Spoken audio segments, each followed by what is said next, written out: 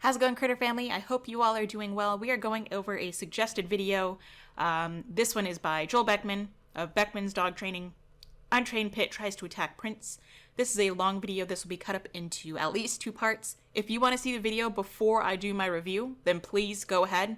If you want to support him, by all means, I'm not going to stop you or tell you not to. I don't agree with him, but if you want to go for him, it's a free country.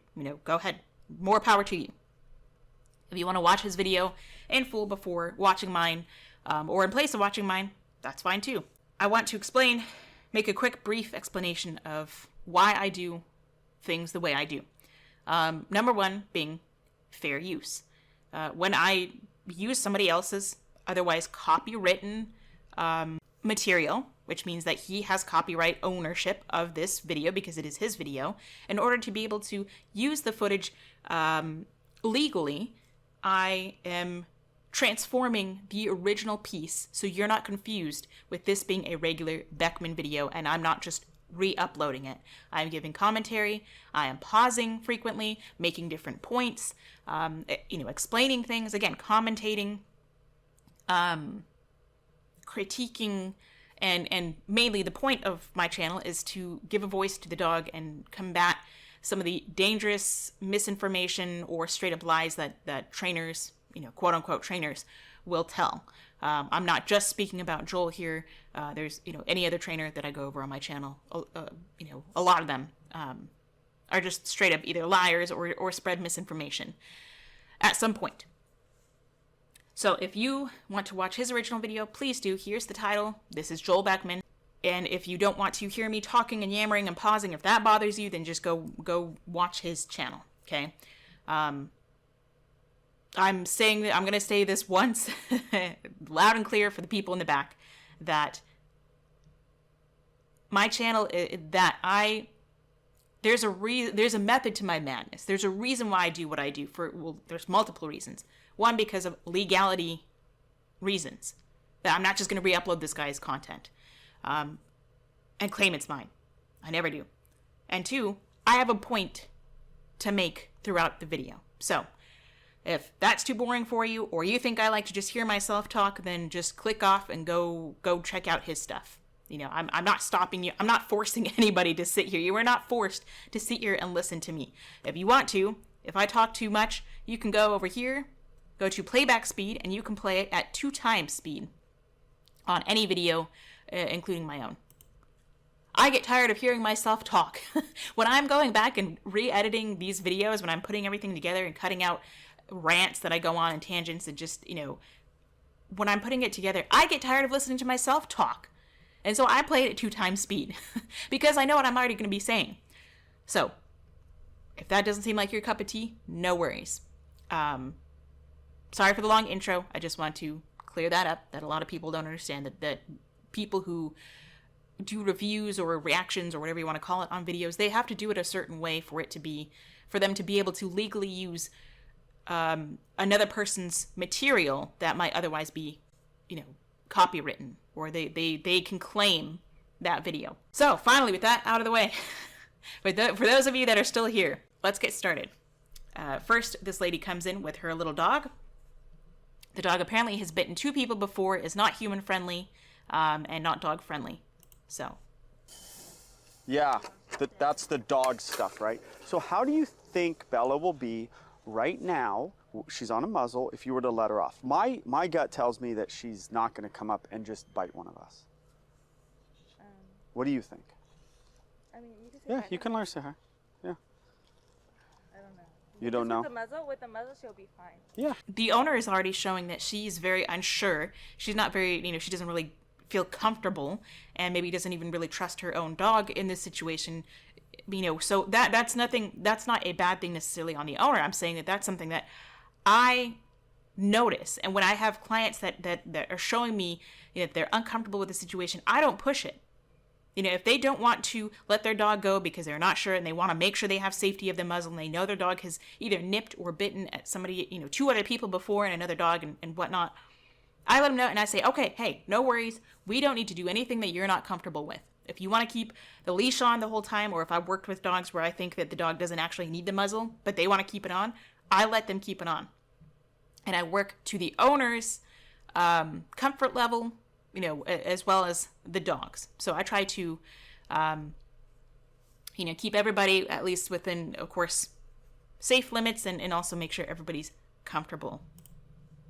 So let's, because we want her to run and explore. So go ahead and take her. So it sounds like to me, he wants a good show. So of course he wants her to run and explore and possibly get into a fight. So that way, that's my takeaway from it. So that way he could have a better episode or video. He, to me, doesn't sound like he's taking her emotional state or concerns into account. So if I have somebody who's nervous, I'd say, hey, let's just let them walk around. If you want, we could put them on a long line. Just let them walk around. They're not going to meet other dogs. That's why I don't have like dogs come to me. I come to them and work in their home environment. I'm not saying that you can't have a situation where a dog goes to, a training facility, but this is not going to translate back at home. That's just how I feel. Noemi. Bella. She knows Allie. Yeah. So he's calling her. She doesn't associate anything with him. She's sniffing. She's probably, she's in a new area, so she's very overstimulated. She's very, she doesn't seem like she's over threshold, but she's distracted. I don't even start calling dogs and expect them to listen to me or even respond to their name when I call it. I would just say, let's just walk around. Let the dog lead you, in this case, put her on a long line or something. Let her just go and sniff. And I would just spend the first 10 minutes even letting the dog sniff, walk around. If there's no other dogs, which I personally wouldn't have other dogs around, I would say let her drag her leash. If you're nervous about that, then we can hold on to her leash. You can. I'm not going to take your dog's leash, because she's obviously nervous. So she wants to go pee. That's good. Go ahead and let her off leash. So she doesn't seem comfortable about it, but he's giving her instructions that could lead the dog to learn a bad lesson. So this already, to me, seems like a bad idea. But the whole point of it is that he likes to claim that he saves and works with dogs and fixes them within an hour. There's a lot more to it than just letting your dog off leash and letting Prince bully them or you bully them or whatever. Okay, so what we're going to do is we're going to walk. And this fence here, I know he has another fence behind there, but this doesn't look very secure. There's another point here, another little clip here that you can clip this. If she wanted to, she could just bulldoze right through it. You would teach her another bad lesson. That's just something that I happen to notice. And we're going to walk down to the pasture and let her cruise around. She's so cute. Okay. To me, she does look like she's a little bit chunky. And hey, nothing wrong with having some curves on you, but she seems like a little bit of a chunky girl. That can lead to behavioral issues. It can lead to health issues. There's a number of things than just saying, I have a dog who's aggressive.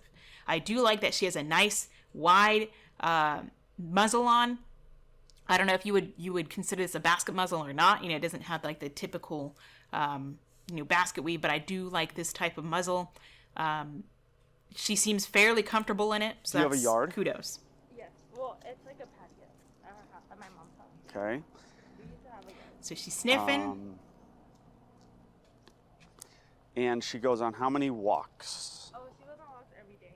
Okay. She's That's good. 4, is that right? Yeah.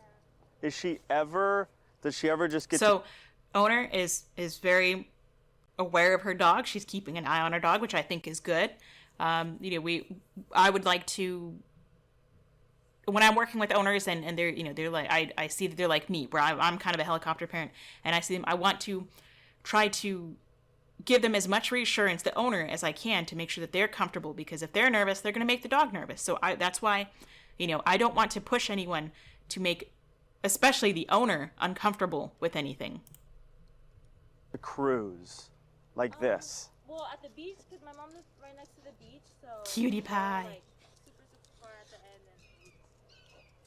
Super far at the end, and you let her off leash. Okay. So I would be suggesting that if this dog has ever nipped at anyone or, is nervous around people, I would suggest that you do not let them off leash, or you don't take them in overpopulated areas as much as you can until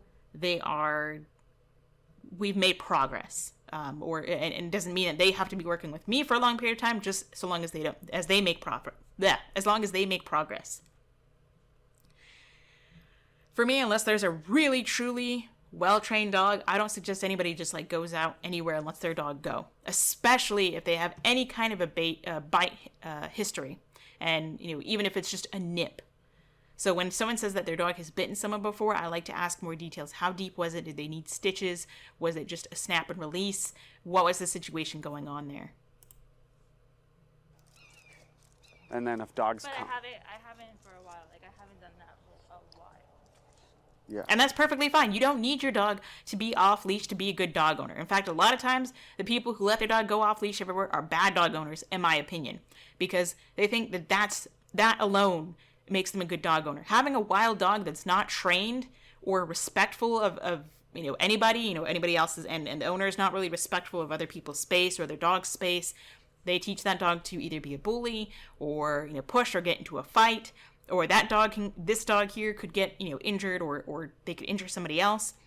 Just having a dog off leash does not, that's why I love the long line.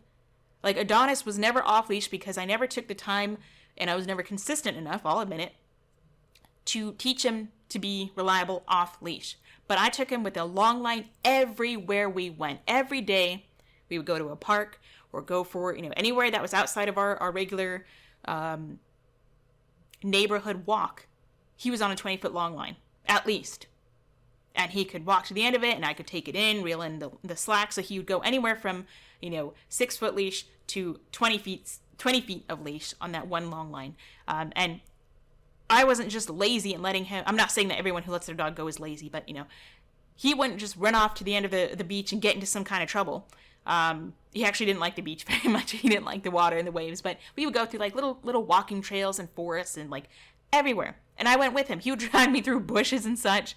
Not saying you have to do that, but we went on adventures together. We bonded that way, and I didn't just let him run around for 2 hours, not knowing when he's going to be coming back or where he is in the woods. You just hear him howling down the, down the road. I just like having a long line because it's safety, and your dog can still have a great time, especially for people who may have a sight hound or a scent hound, who is less than reliable, or it takes a lot more training to make them reliable when off leash. Okay. Like, what's a while? Okay, so she's peeing, they're just talking, they're getting some questions in. To me, it doesn't really matter how long the dog has or has not been off leash. So they're talking. And again, if you want to see all this and listen to all this talking, by all means, I suggest you go check out Joel Beckman's video.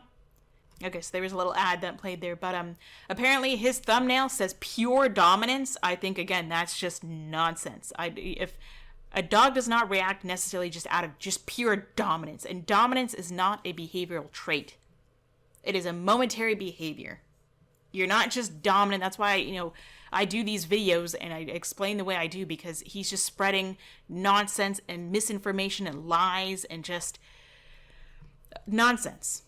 So he just has his one-track mind and his agenda and whatnot, and he's just going to say, mark every dog as A, B, or C. Does that make sense? Yeah. Okay. But I'm seeing kind of the overall listening seems to be the problem. Yes. There's no respect. Okay, so it's not that there's no respect for her. It's that she probably hasn't put the time in to communicate with the dog in a way the dog understands. So she's not respecting her dog. She expects the dog to listen, but she's not listening to the dog. And then we want to blame the dog as being dominant or not listening or stubborn or aggressive or whatever. Your dog reacts out of fear. Dogs can also react out of learned behavior, being pushy, learning to be a bully, a number of different reasons why dogs will react. But most of the time, like 95% of the time, it's just a number that I just made up, but they're going to react out of fear. And there's a lot of signs dogs will show before they react to a bite. They will show whale eyes, they will move away, they will have a lip lick where they lick their nose or their lips, they will turn their head. All these signs can be very subtle. So if you really watch your dog and bond with them, and don't just, let them go free running around on the beach for an hour and then think that, okay, great, you're going to miss all of these signs. And that's something that he doesn't teach you to look for. He just says, no, it's all about respect. Respect is earned. And it's a two-way street. Prince, come here. Okay, so now he has her on leash. I don't know how he got her on leash. He didn't show how he did. Maybe he cornered her. But now he has her on leash. He's going to set his dog and her up for failure because he's calling his dog over to her through a fence. There's barrier reactivity, where if a dog feels one on the leash, that's part of the barrier reactivity, where they can't get to the other dog. They feel tension on the leash. They start reacting because they feel trapped, or it's opposition reflex and it makes them feel more frustrated. Or there's also a fence. Even if she were off leash and they had the two dogs here, this means that they also can't get to the other dog. It leads to frustration. There. Yeah, look at your buddy. So he's dragging her over here. Oh, okay, that was unnecessary. So he said, look, I'm going to set you up for failure. Look at your buddy. She's just standing there sniffing. There wasn't anything wrong with that, in my mind.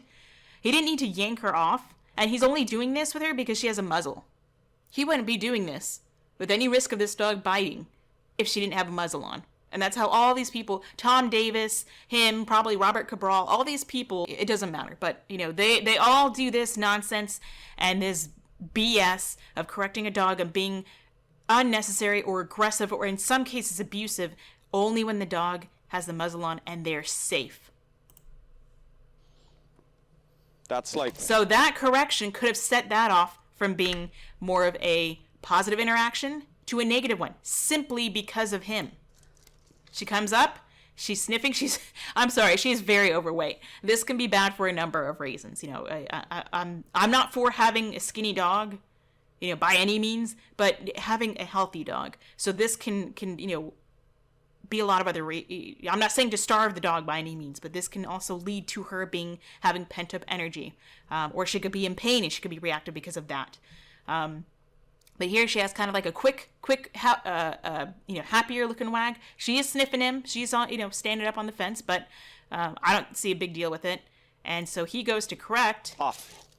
And so then that's when she gets stiff.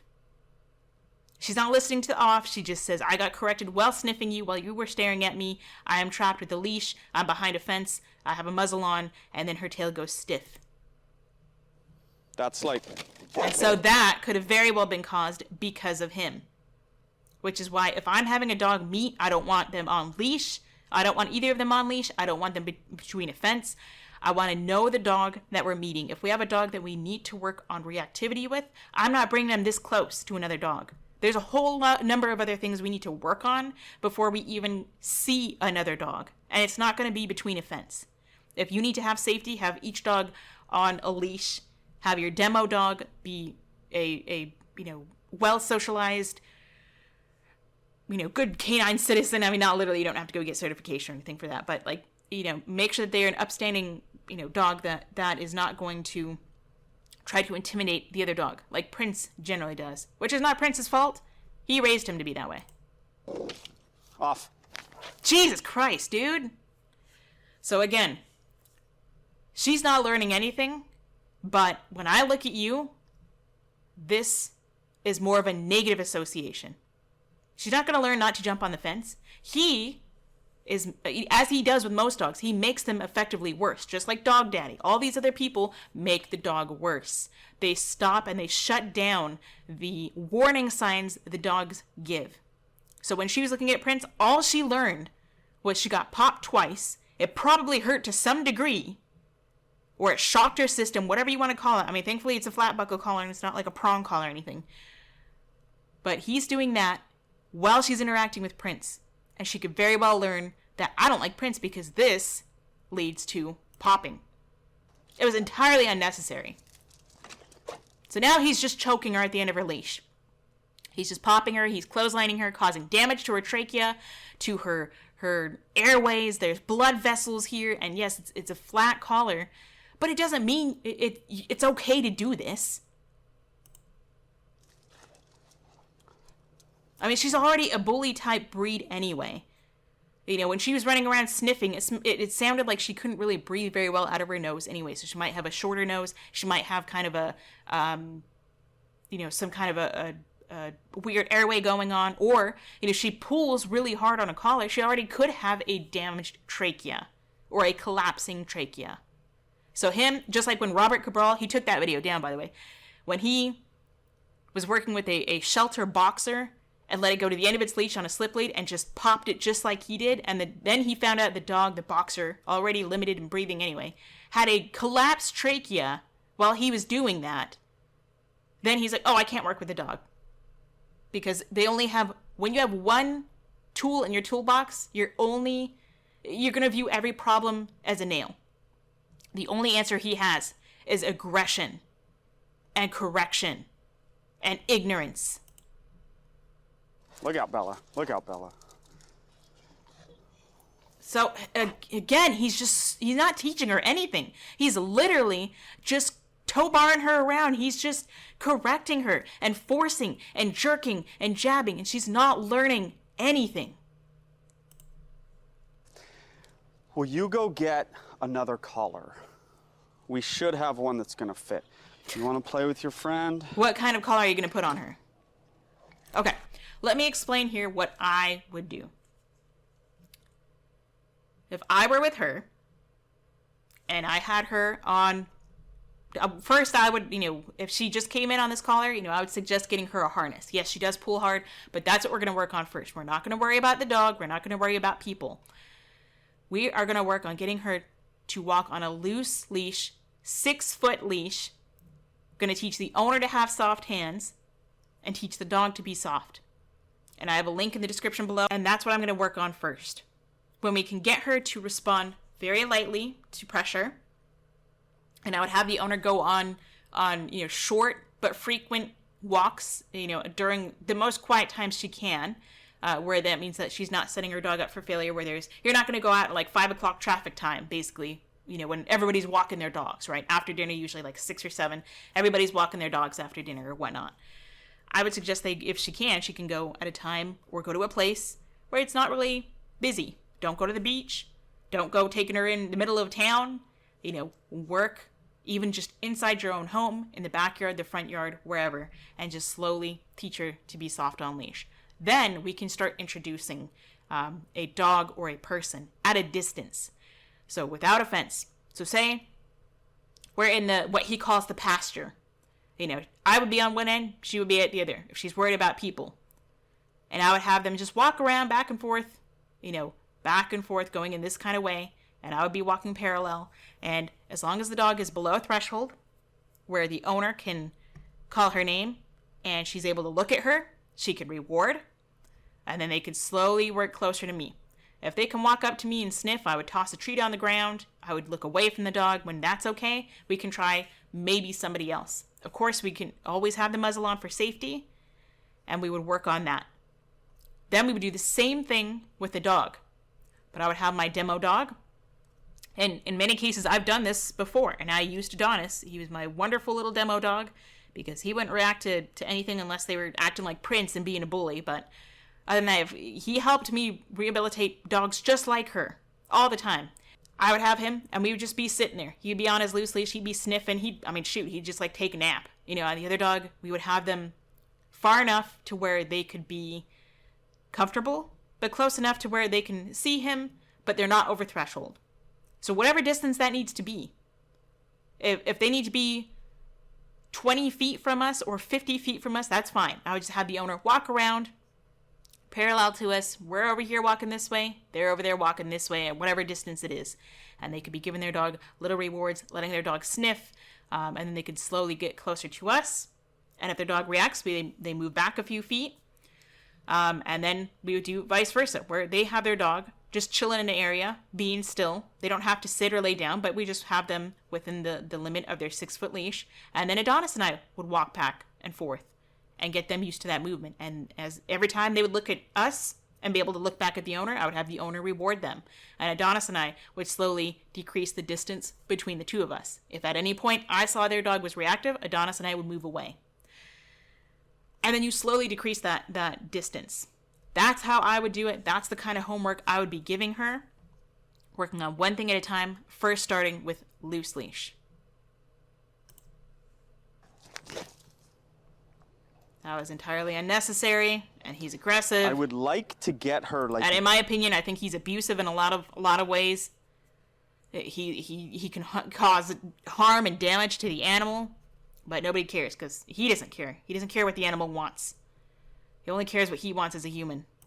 With him because I feel like she needs to get energy out, and like. She does, but not like this. This isn't helping anything. She's not going to learn anything. She's way over threshold here. When you're over threshold, you're not learning. So, like, imagine if you're afraid of dogs, or a lion, or a gorilla, or, I don't know, a big giant grizzly bear is standing 10 feet from you, and there's no fence or anything between you. Are you going to be able to do math? Are you going to be able to listen to somebody who's trying to say, hey, what's on the grocery list? Put this on the grocery list. No, you're over threshold. That's the same with her. So we don't start here. I know I barely even covered this. We're going to end that for part 1. We'll come back at part 2, and we'll have these two. We'll see when they're interacting together. So stay tuned for that.